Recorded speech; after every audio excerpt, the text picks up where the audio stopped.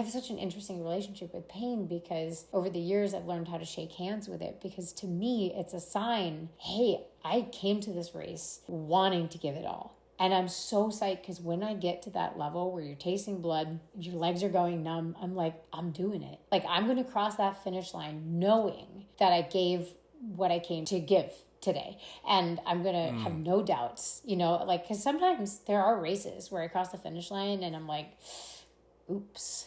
Like, I definitely could have given more out there. Like, I did not empty the tank. I know I could have gone harder, and no one else would know that. You're the only one who's ever going to know. That's such a cool, interesting, thought-provoking place to spend so much time in. And I love how you described it, shaking hands with pain. I have to imagine, because this is your profession, because you spend so much time there, that this has to bleed into your time off skis as well. How does that relationship with pain and knowing that you can push into something very difficult and you can not just like push into it for a little bit, but hold on to it and continue to do the thing for a very long time? How does that show up in like everyday life? I mean, when I make coffee, it's very intense. I'm just kidding.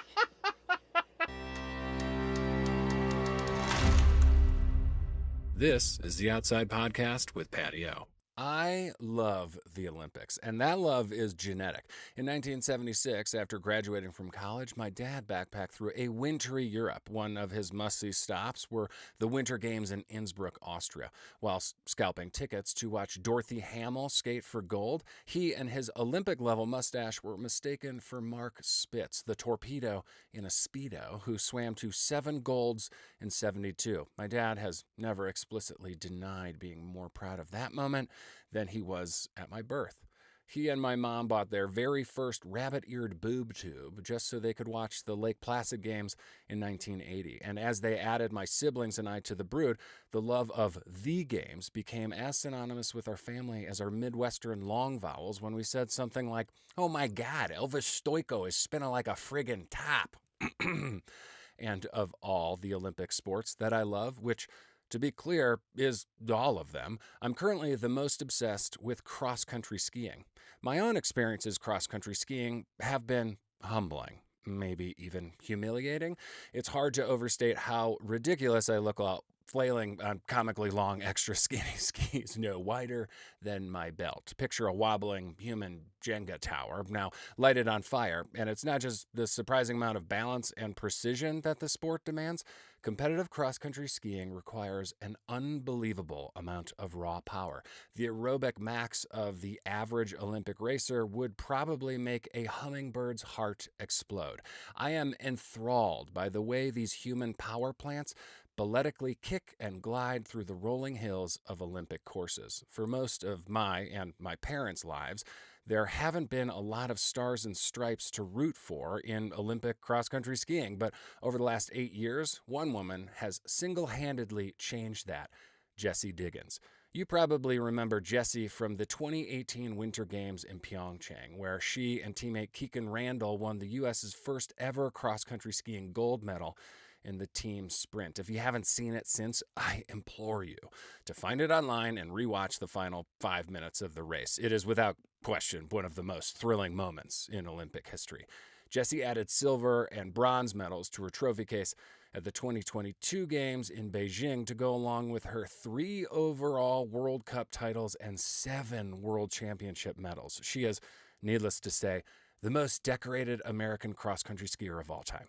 I sat down with Jessie just a few weeks before she announced that the Olympic Winter Games in Cortina next month will be her last. And following this year's World Cup, the finals of which you can watch on Outside TV this March, she'll hang up her spandex and race skis for good. Jessie didn't reveal this tidbit during our conversation, but listening to it, I hear an athlete who's preemptively reminiscing about a singular career. It's one thing to be one of the best competitors in your chosen sport. It's another thing entirely to define that sport for an entire country. But Jessie's not focused on the accomplishments or accolades. Rather, what holds her attention are the relationships she's developed to her teammates and coaches. To be sure, hearing her describe the moments after the gold medal race nearly brought me to tears, but also to competition itself. We can all learn something from how she manages the pain that's inescapable in elite endurance sports and greets any one of us who push ourselves to go a little harder or farther. And the mental jujitsu she performs in response to the massive pressure of the Olympics contains kernels of wisdom for anyone who knows what it's like to lose perspective when things get a little intense. More than anything, though, Jessie is someone who clearly just really freaking loves to cross-country ski, and you don't need to be a Greek god-level athlete to freaking love that. First things first, burnt toast. What's your last humbling and or hilarious moment outside? Yeah, well, you're going to love this. We had this roller ski race in Park City, and so we're going down this roller ski track at probably 40 miles an hour on our roller skis, which is how we cross-train. So they're skinny little skis, no brakes. I make it through. No problems, not even a broken pole tip. And then at lunch, I'm walking to grab a glass of water, and I stub my pinky toe on the couch, and I break it. You have a broken pinky toe right now? I do. And so I was literally brought to my knees by a piece of living room furniture. And I had survived like every hard training session of the entire Olympians camp. are just like you. They kick their furniture too. Oh, man. Exactly. Well, you know what's shocking is you and I have so much in common because I do that on the daily. No way. Totally. Just crushing podcasts and breaking toes, you know? That's what I do. Yes. Yeah. Yep. Totally. All right, let's get into it. So I want to start things off with maybe a tough question. Do you think it's possible to calculate the amount of time in your life that you've spent in Lycra? Oh my God. I don't even know if I want to know the answer. I mean, I think we're talking years of my life. Probably, right? I mean, because you've been racing since you were a little child. So my assumption is... I don't like it.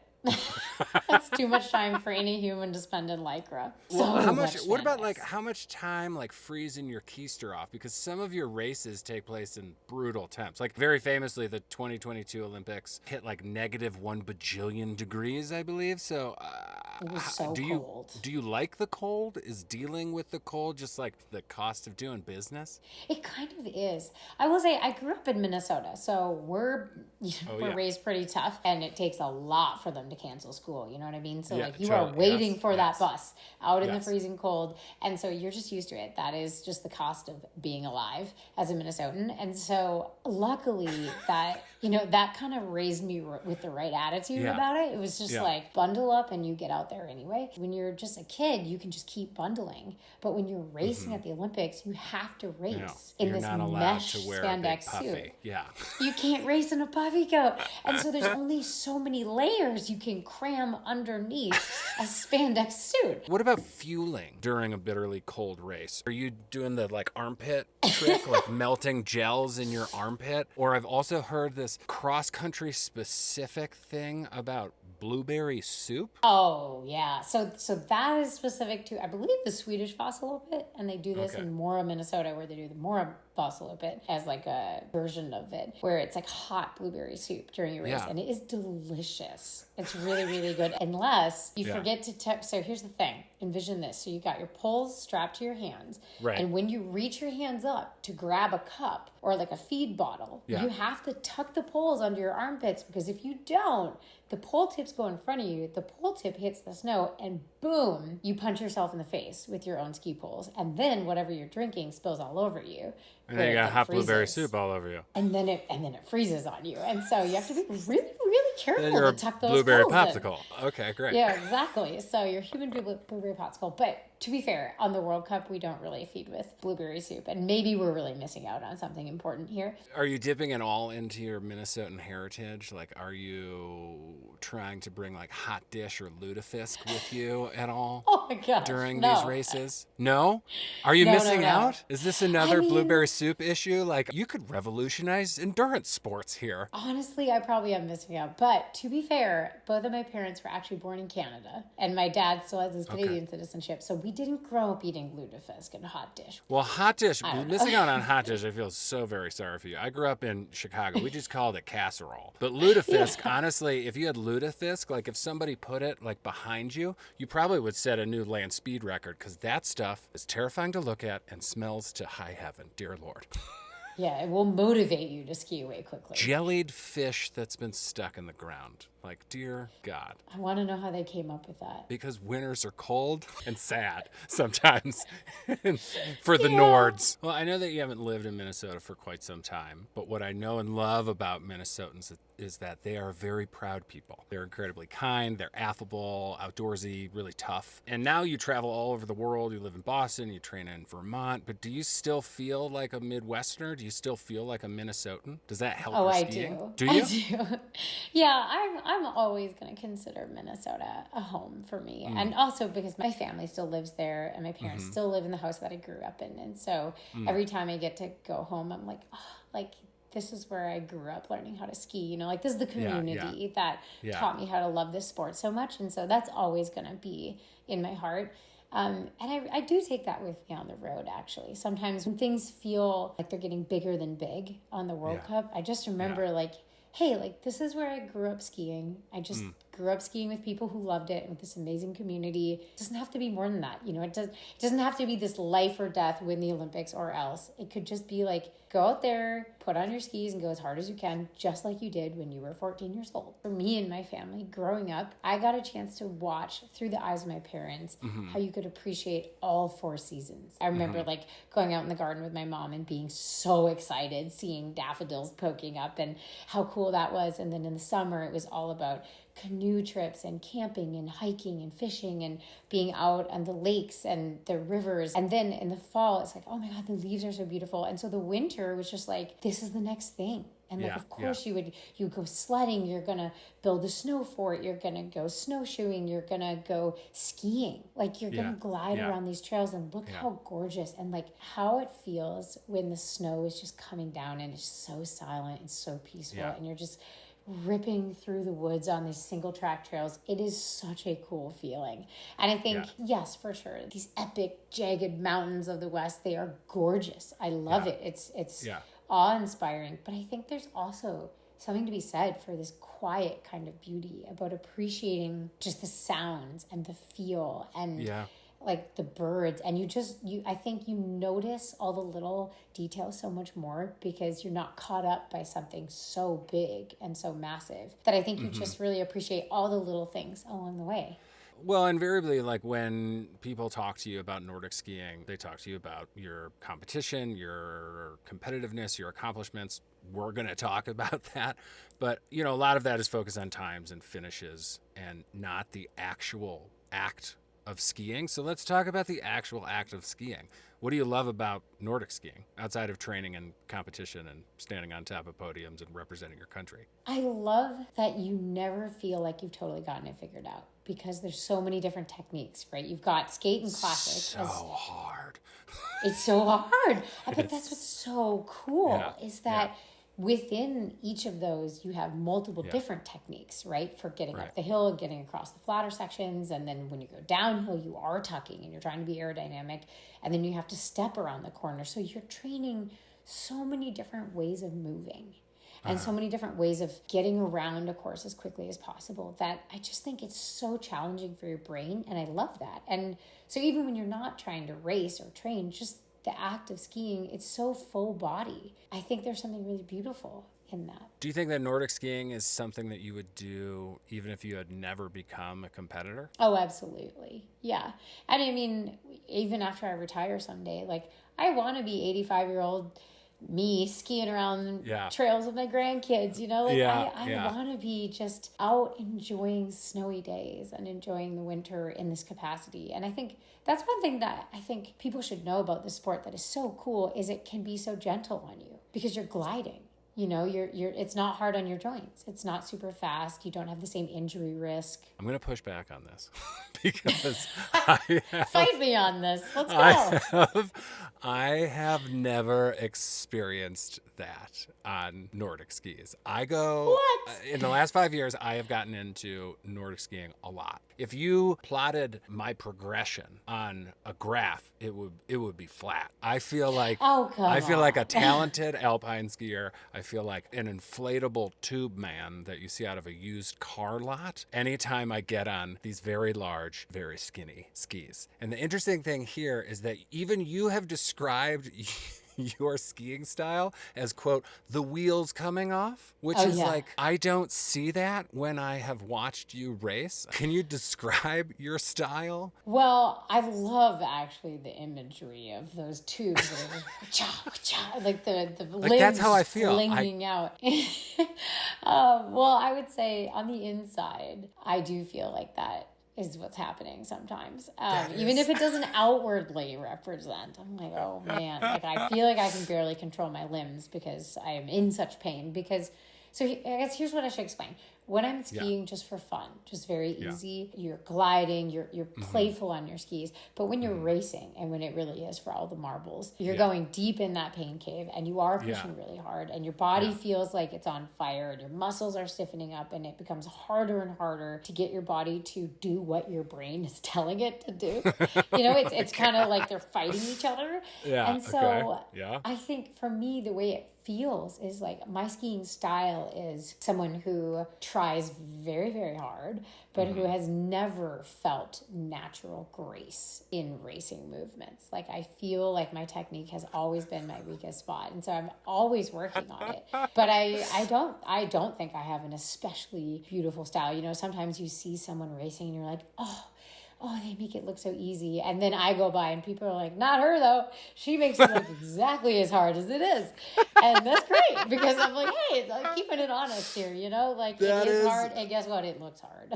That is wild because to me, watching your races, like it just doesn't look like that. But I'm glad, once again, besides Olympians stubbing their toes, they also doubt their own technique. Oh, yeah. Everyone on the inside is just one of those inflatable tube men at the used car sale lot, Oh, you just made me feel so nice. Thank you for that. You're welcome. One of the perks about the gig that I have is that I get to talk to a lot of athletes who are at the absolute max top of their sport, and they live inside of the pain cave. They love pushing their body, their mind, their emotionality to the absolute brink. I will say, though, from what I've read, you seem to be a little bit different. You said that sometimes you give 100%, sometimes 99, sometimes 98.5, but never below 97. Now, to me, when it comes to the absolute soul, body, mind is on fire aerobic output that happens during cross-country skiing, the difference at this max end of that kind of incremental spectrum seems indecipherable to the normal human being. So for us mere mortals, can you please describe the difference in like visceral detail? What's going on at 97% that's not going on at 96? For me, and to be fair, sometimes I'm aiming to give 96% because it's the Tour de Ski and I have to race the next day. And I'm like, oops, I went a little too hard and like that's going to cost me. And so I think I would actually break it down by what is physically happening in your body, like what does it feel like, but also what is it going to cost you to recover from that. So for example, at the 2022 Olympics in Beijing, in the 30-kilometer race, this was the very last race of the Olympics, I raced 30 hours after having food poisoning. And I came away with a silver medal, but I gave 100%. And when I crossed that finish line, I couldn't get up. Like I was mostly unconscious. My eyes were open, but I couldn't see. My breathing sounded like an asthmatic bulldog. And I had an out-of-body experience where I was like, can somebody put the animal out of its misery? That is a disgusting sound. And then I realized it was me. Oh, oops. And I was like, that's really sad. And I couldn't get my limbs to move. Every muscle in my body was cramping by the end of that race. And it felt like my vision had tinted. Like that is what it was for me to truly give 100%. And it took me, I think, almost 3 months to fully come out of that. Like I cooked myself to the point where I would like start to come back and then I'd race and be right back down in the hole.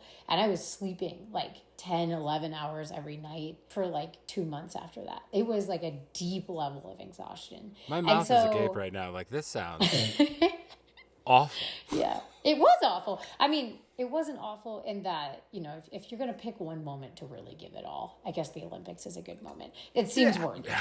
But I realized, oh my gosh, like when I really give everything, this is what it takes and this is what it looks like, this is what it feels like, and I'm okay with that. But what it costs my body afterwards, I don't know if I'm okay with that. In the moment, are you like, oh God, I'm scared to go further into this because the current physical pain that I'm feeling, and also in consideration of like, if I'm going to go 100%, like it could be 3 months of recovery. Like, do you get afraid of that in the moment? Well, usually not, because I've decided going into the race, like most races on the World Cup, I'm like, okay, I want to give like 99%. Yeah. But that last bit where you just go over the cliff, I'm like, I don't want to go there. Yeah, yeah. Because I don't know how long it's going to, it's a long season. And you get one body and I want to take care of it. And so I will try very hard to give almost everything that I have, and which is still brutal, by the way, you know, like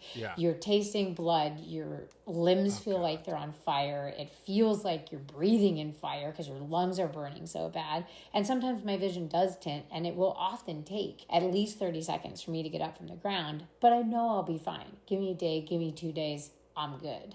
No problem. That level of pain, I'm totally fine with. I have such an interesting relationship with pain because over the years, I've learned how to shake hands with it, because to me, it's a sign, hey, I came to this race wanting to give it all. And I'm so psyched because when I get to that level where you're tasting blood, your legs are going numb, I'm like, I'm doing it. Like, I'm going to cross that finish line knowing that I gave what I came to give today. And I'm going to have no doubts, you know, like, because sometimes there are races where I cross the finish line and I'm like, oops. Like, I definitely could have given more out there. Like, I did not empty the tank. I know I could have gone harder, and no one else would know that. You're the only one who's ever going to know. That's such a cool, interesting, thought-provoking place to spend so much time in. And I love how you described it, shaking hands with pain. I have to imagine, because this is your profession, because you spend so much time there, that this has to bleed into your time off skis as well. How does that relationship with pain and knowing that you can push into something very difficult and you can not just like push into it for a little bit, but hold on to it and continue to do the thing for a very long time? How does that show up in like everyday life? I mean, when I make coffee, it's very intense. I'm just kidding. I'm just kidding. Do you just grind the beans in your hands? Just grind them with my fingernails. No, it's actually really funny though. That is a great question, because I have tried very hard to not let it bleed so much into my everyday life, because I know it could very easily, because it's hard to take that level of intensity and that level of pushing yourself, and then in your everyday life go, okay, I have to give myself a break, you know. And when you're wired that way, such that you can push that hard in a race, for me, I know like I could also push myself with that level of intensity in every aspect of my life. And I did for a while. When I was 18, I had an eating disorder, and it was really, really tough. And I ended up going to a recovery center at the Emily program, and I learned a lot about myself. And I learned, okay, like I can be really hard on myself, and I'm demanding perfection from myself in every area of my life. And that's not realistic, you know? And so I realized like, I don't want to approach everything I do with that level of give absolutely everything you have. Totally. Sometimes you have to pick and choose. And of course, for sure, there are certain things where you can and should give everything that you have. But, you know, when you're cooking and washing the dishes, you just have most of your brain turned off, you know? Like, I think it's important to be able to flip that switch off. Is it an active flipping of a switch you feel like inside of yourself? Like, are you cognizant of like, okay, now I am flip chill mode, Jessie. I do take try. it down I a try. bunch of notches. Like I will sometimes recognize, I'm like, oh my gosh, I feel like a wind up toy that it's getting wound tighter and tighter. And I can feel it like in my chest where I'm like, I need to just go for a little walk. Like I'm trying to do too much right now. I'm trying to take on too much. But it is funny because while I am very competitive on the snow in between the start gun and the finish line, I'm not competitive with other people. I'm competitive against myself and the course and the clock. You know, it's never been, I'm going to beat you. It's, I want to beat this challenge. You know, I want to beat this course. I want to see, can I put these puzzle pieces together? What am I capable of here? How far can I push this? And so when I'm just like playing board games at home, I'm like not a very competitive person. I either care very much about something or really just not at all. Like I'm like, I really don't care. And it's really funny because people are like, you're an athlete. You're supposed to just be dead set on winning. And I'm like, no, this is not where, like, I don't have the energy for this. Well, as often as you are described as like gritty and determined, you're also equally described as like a giant goofball. You know, like I believe you have the nickname Sparkle Chipmunk. Oh, yeah. I do. So like, where does humor fit into all of the must-haves for competition and training? From, I think, my very earliest days on the World Cup, I started racing with glitter on my cheeks, which is like, you really can't take yourself too seriously when you're sparkly. And it started as a reminder to myself, like, this is fun. Like, this is supposed to be fun. I'm literally doing fun and games. Like, that's what sports are. You know, like, that's what it started as. And that's what it should remain, you know? And as the pressure gets higher and as the expectations put on my shoulders get higher, I want to remind myself, like, hey, I'm here because I want to be. You know, I'm here for me because I love what I do and I love the people I do it with. So like, let's go have some fun out there. And so it's funny because when I first got in the World Cup, I remember wondering like, are people thinking I'm not taking this seriously? Because I do care very much. You know, so many people work so hard. You have the wax techs, you have the coaches, you have people behind the scenes. There's a lot of people giving a lot. And I show up and I'm like cracking jokes and smiling and bopping around. And I'm like, this is my game face. Like for me, when I'm relaxed, when I'm having fun, that's when I'm actually at my most dangerous on the race course. Because you feel loose, so you just feel like nothing's stressing me out. Yeah, I feel loose. And also it's like this inverse relationship with pain where like, if I'm not suffering in my everyday life, and I am at baseline like a really pretty happy person, and I'm just kind of bopping around. If I'm there, then I can suffer in the race. You only have so much pain you can hold. It's like if the bucket only has a couple drops in it, you can fill it with the race. But if your bucket of pain in your life and your mental pain, if it's already almost full, you can't put that much more in it. It's going to overflow. And you don't have as much to give to the race because you're already holding so much pain. And so when I show up to the race, when I'm loose and happy and I'm just like, hey, I'm going to go out here and do this. This is great. Like I have so much to give during the race. I want to talk to you, obviously, about the Olympics. First, before we get into the actual competition, describe for somebody who's never been to the Olympics what it feels like. Is the idea of the quote unquote Olympic spirit and this international community marketing BS, or is it real? I mean, I think it depends on who you ask and which Olympics we're referring to. So I've been to 3 different Olympics, 2014 in Sochi, Russia, 2018 in Pyeongchang, and 2022 in Beijing. And the last one was a COVID Olympics. So of course you didn't have international community. Everyone was incredibly isolated. And all the volunteers were wearing hazmat suits, like straight out of the E.T. movie. That Olympics was honestly really hard.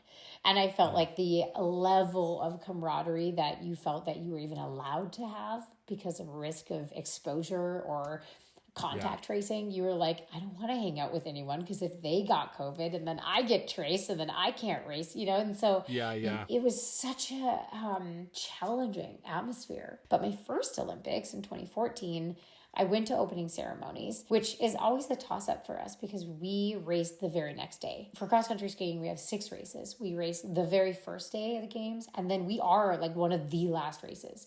Like the medals for the men's and women's long distance race are given out at closing ceremonies. And there's the only medals that are presented at closing ceremonies, which is pretty cool. That is really cool, but it's also like that's a long time to stay focused. It's a very long time. And so if you race all 6 races, like I have the last 2 games, you are so focused and so dialed the whole time. So that's why I say it depends on who you ask, because my first games, I really came in with no pressure. You know, I was 22 years old. So it was like, if you perform well, great. If you don't, it's fine. You're 22. You're not carrying the weight of the nation on your shoulders. You're here to learn, because I knew this was going to be my first games of many. And so I was there to learn how overwhelming it could be with all the different cameras and lights, all the different checkpoints. You are going through security check after security check. And if you lose your credential, it's all over. And so just learning the process of the games and learning how it was very much hurry up and wait. It was a little bit like being at Disney World. Like you have this incredible ride and it's like super exciting and it's the super high. But then before and after, you're waiting around for a really long time. And there's a lot of anticipation and a lot of nerves. And so your emotions are going on this roller coaster the entire 2.5, 3 weeks that you're there. It's interesting to learn how to try to manage that to the best of your ability. And so, I would say my first games, I had a ton of that feeling of like, oh, it's so cool. Like, I'm going to go like meet some of the bobsledders. I'm going to hang out with the biathletes. I'm going to see all these different sports. But as I've gotten older and then had to narrow in the focus a little bit more during the games and be a little more protective of my germ bubble that I'm exposing myself to, I haven't been able to see a single other event. I've seen one other event in the entire time I've ever been at the Olympics, and it was a biathlon race in 2014. I mean, I understand that you are very serious about your sport and that you compete in, 6 different races at the Olympics. It's a little shocking. I know, it is. Do you think that, in your next life, when perhaps you become a commentator or something, that you're going to go there and absolutely like wig out on the spectacle? Absolutely. I'm so excited to go to an Olympics someday where I get to absorb the energy and the camaraderie in the crowd without having to be concerned about my own performance and protective of my time on feet and my energy and the exposure that I'm getting. I think it's going to be amazing. I've been just wired for so long to be so focused on performance. Honestly, it doesn't even feel like a sacrifice to me. It feels like I'm earning the right to look in the mirror at the end of my Olympic race and go, okay, you did everything you could. Absolutely everything. No stone left unturned. No regrets. Like win, lose, whatever. Like you gave yourself your best chance. I feel like I'm earning the right to never have to wonder what if. An interesting thread to pull on here is that a lot of skiers kind of describe the World Cup as being a little more important to the overall year that they're having, but the Olympics is a singular event in all of sports. What's your favorite part of competing at the Olympics? It is an interesting thing where the Olympics is one day, one moment for each event, whereas your performance over the whole year, the World Cup does give a way more complete picture of how are you ski racing in general. So I totally get that. That really resonates with me.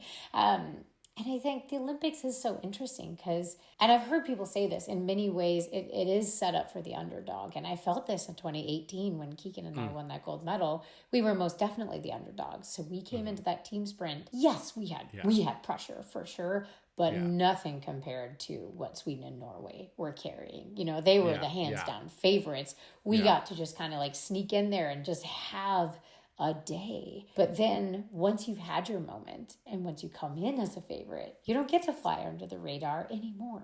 Like now you come in with that pressure and that expectation. And so to get to the top is one thing, but to stay there and to do it on one day, one moment with all these variables you can't control that are truly out of your hands, it is so challenging. And I think that's what makes it so magical when it does come together and when it happens, because the likelihood of everything going right in this one moment is incredible, honestly. And I think that's what makes the Olympics so interesting, is that so much weight is placed upon this singular moment that only happens every 4 years. But that's interesting, though, that you seem to say that the pressure of competing at the Olympics is the best part about competing at the Olympics, because it will give you the opportunity for everything to go right, to have this kind of magical moment. Is that what it is? Am I hearing you correctly? I mean, I don't know if the pressure is the best part or the worst part, to be honest, but I think it's the best part in that even with all of the noise and all of the lights and the cameras and all of the pressure and the whole world watching you, at the end of the day, you're just a girl wearing a bib and some Lycra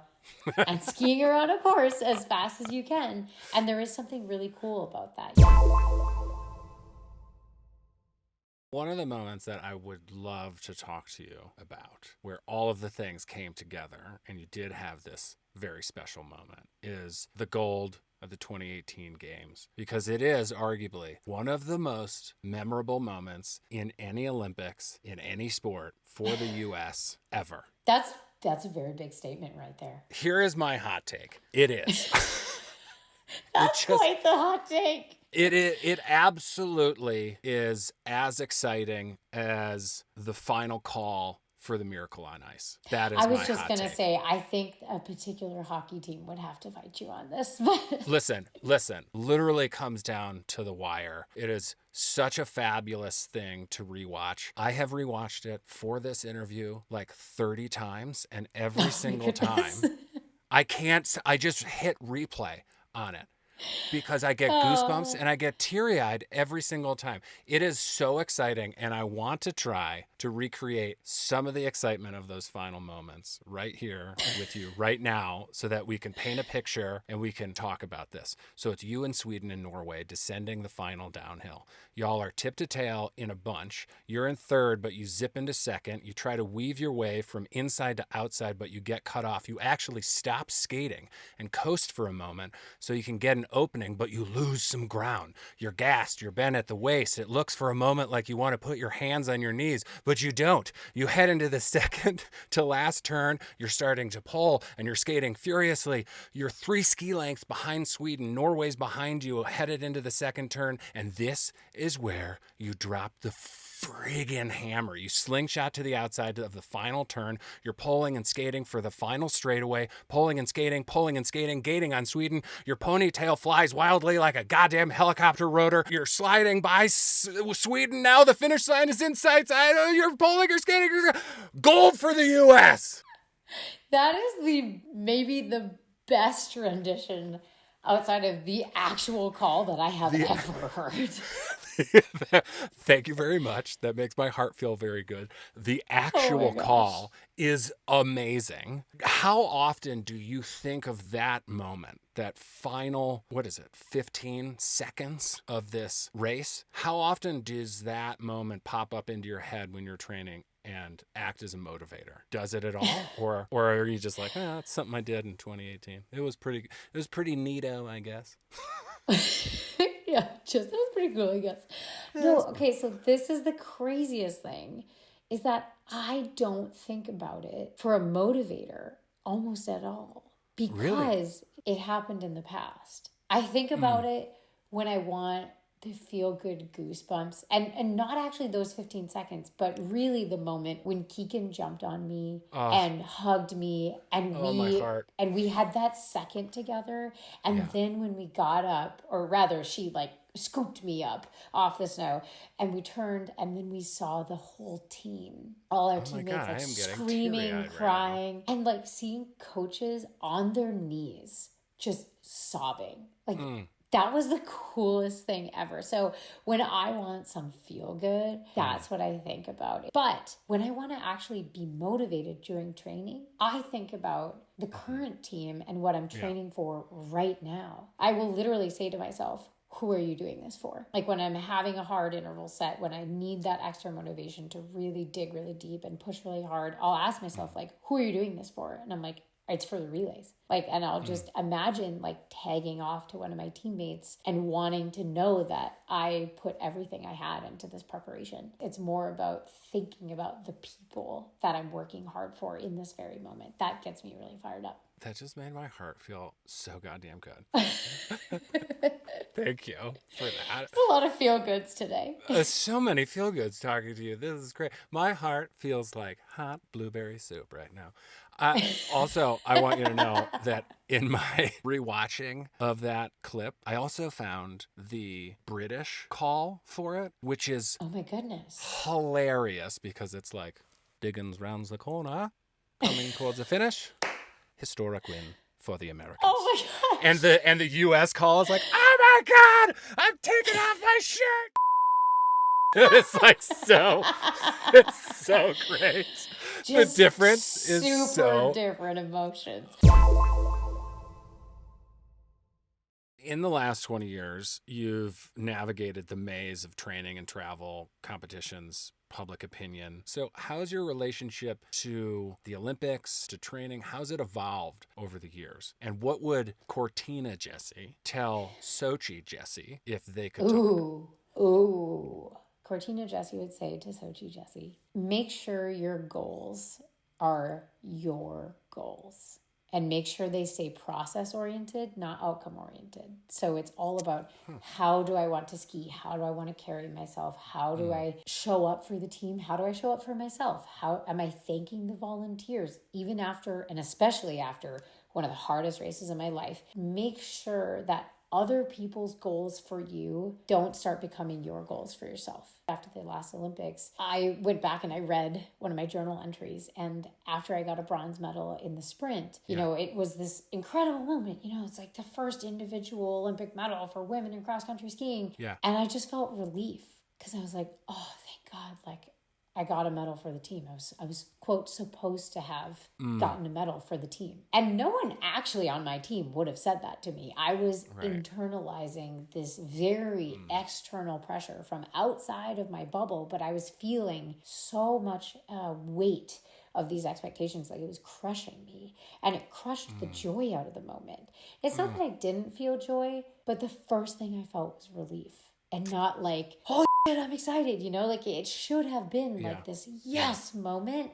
Yeah. And it was like, oh, thank God, like I checked the box. And that was really sad to me looking back. You've talked about how joy fuels you and that external pressure can steal joy from you. So at this point in your career, how would you define your relationship to pressure? Is it the monkey on your back? Is it this necessary part of the yin and yang of being the very best at a sport? Well, the honest answer is when I'm in a really good place, I see pressure as this thing that I have earned through years and years of working really hard, and it is just part of the game, right? This is part of it. I don't need to be defined by it. I don't need to be controlled by it.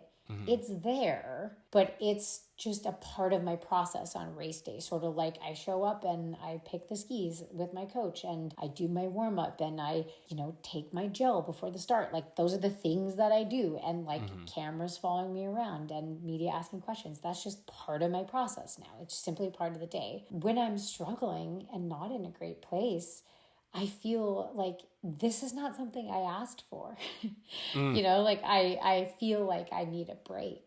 Yeah. And I feel like that's, you know, such a champagne problem, right? Like I don't want to seem like an athlete who's complaining, but at the same time, it can be hard. And I think it's okay to recognize it can be really hard to feel like you're so worried about not letting other people down because you feel like you're being watched. So in the lead up to Cortina, how are you being cognizant of trying to see the pressure as this earned thing? Does the lead up feel high pressure, or how are you making it not feel high pressure? Yeah, exactly. I feel like so far it has been a really nice thing. I felt like I'm in a good relationship with the pressure, which is really wonderful. And I will say most of the credit to that goes to my sports psychologist. She is wonderful. I've worked with her since I was 19. And I think having an awesome, solid foundation with a sports psychologist that you can really open up to, who knows you, that is huge. You know, a phrase that kind of resonates with me is don't let it become bigger than big. And so right now, how do you mean? Like the Olympics can feel so big, so massive. It can start to become like, this is life or death. You've trained your whole life for this. This will either change your life or ruin you. And it's easy to see why an athlete would get into that, though, right? Yeah, I mean, if you watch all the coverage of the Olympics, it's really easy to start thinking like, oh my God, your life hinges on this moment.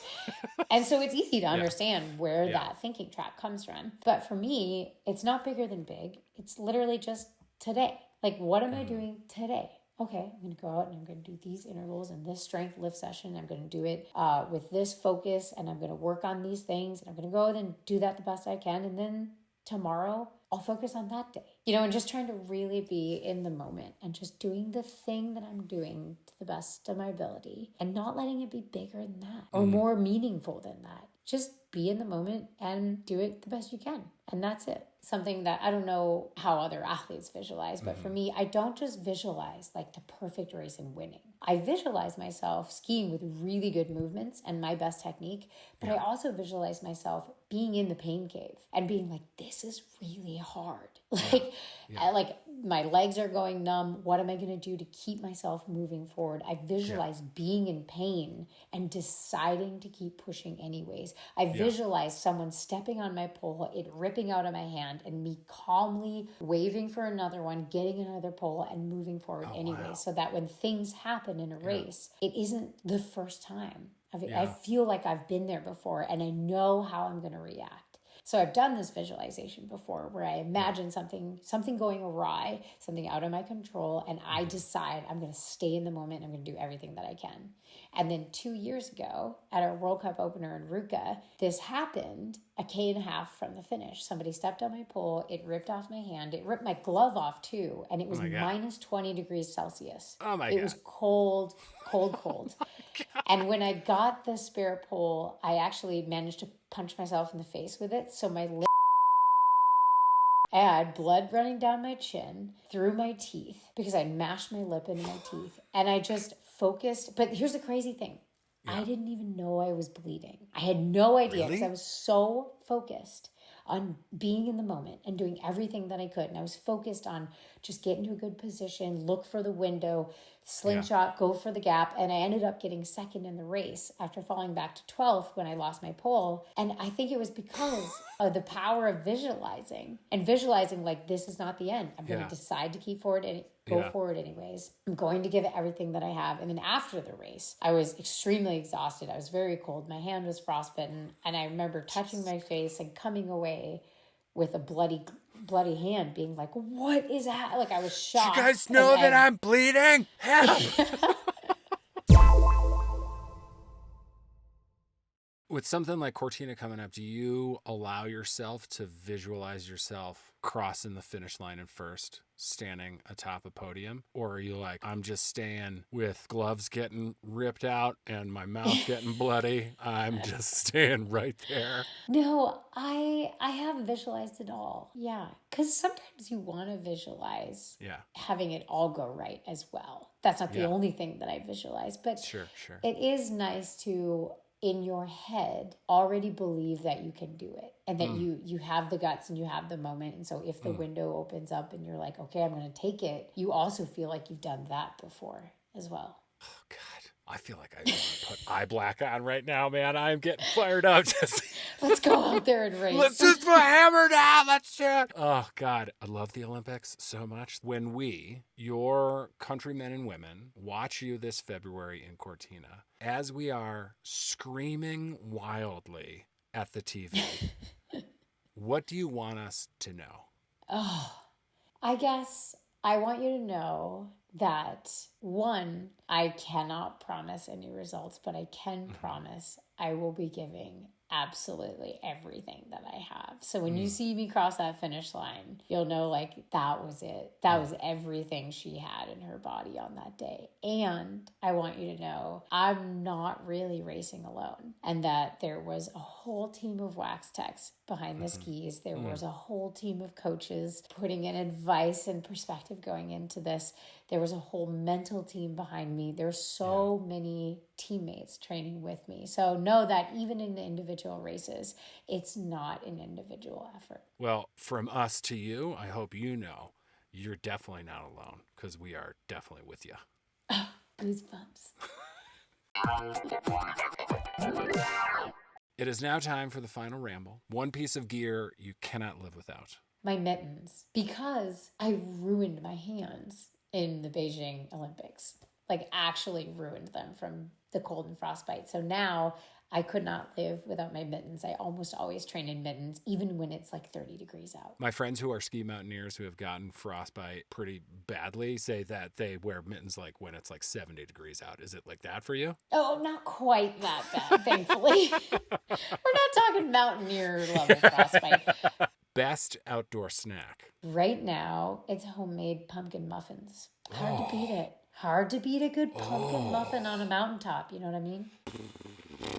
Nobody has said pumpkin muffins. Your people are missing out. Go get yourself some pumpkin muffins for the trail. What is your hottest outdoor hot take? I think sometimes people who have all the gear and who are quite serious about outdoors and like trail running or whatever it is, get a little high up on all the gear and they get really like, oh my God, can you believe that person hiking in jeans and Crocs?